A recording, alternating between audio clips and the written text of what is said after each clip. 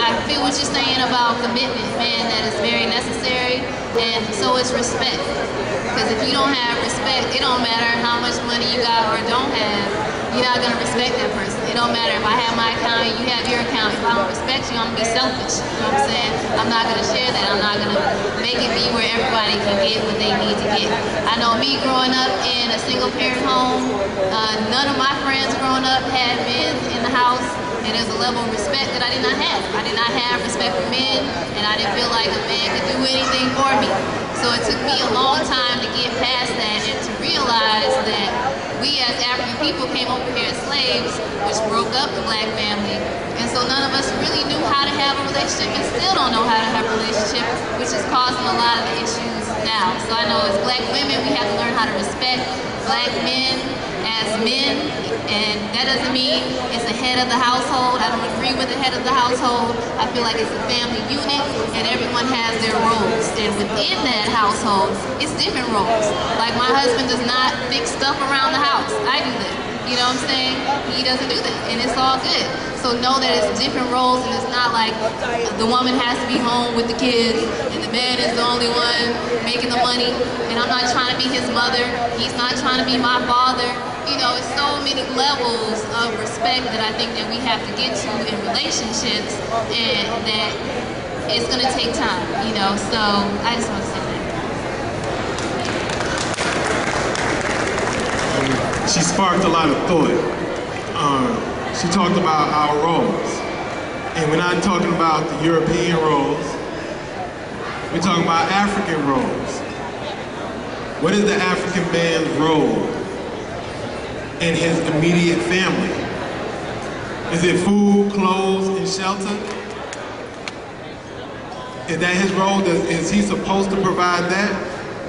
Because, just keeping it real, if my child can't read because there's no lights on in the house, most of the time, people are gonna look at me. Even though my wife is right there, they're gonna look at me like, what's up, brother? Ain't got no lights on in your house. This child can't read. But then the other role is if the house is messy and it's trashed, they don't look at me, then they look at my queen. And they look at her like, what's up, sister, the house is trashed.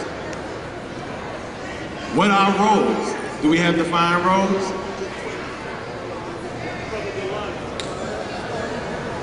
Bible. After Sister Afya made a very important point about the problem that come with having roles so stiffly defined that men can't do what is quote-unquote women's work and women can't do what quote-unquote men's work, I'm handling this question. I was brought up in a world where the man was supposed to provide and protect. That didn't mean that the woman couldn't also provide and that the woman couldn't also protect. But since the man had been brought up to be that, from boyhood, he was supposed to be better skilled in those areas. Therefore, he was supposed to take that as his primary responsibility. I don't have a problem with that whatsoever. However, we have to understand that things have changed and they have adjusted with, if you will, changing times. I am still of the opinion, well, let me back up a second and say this another way. The reason why this has become a question in the first place is because so many men are not assuming the roles that they're supposed to assume, and so many women are not assuming the roles that they're supposed to assume.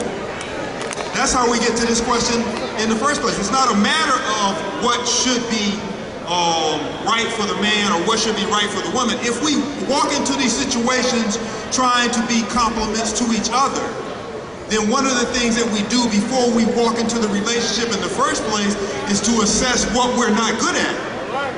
We assess what we can do well and what we need someone else to assist us with.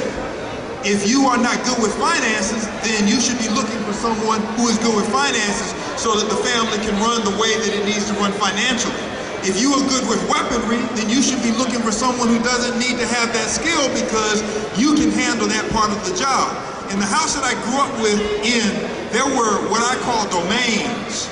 There were areas that my mother was good in, and there were areas that my father was good in, and they didn't interfere with each other's roles. They did not ask each other for approval for what they did. They might ask each other for advice, but they didn't ask each other for approval because the other person automatically assumed that that person would take care of it. So my father had the role, if you will, of fixing up the house because that's what he was good at. My mother had the role, like African women have historically had the role in our traditions, which is the reason why they ran the markets, which is the reason why more agricultural land went to them, which is the reason why they were the primary farmers of handling the finances. And as a child, I didn't understand why he would go to work and come home and put the check into her hand and she would give him his allowance every week.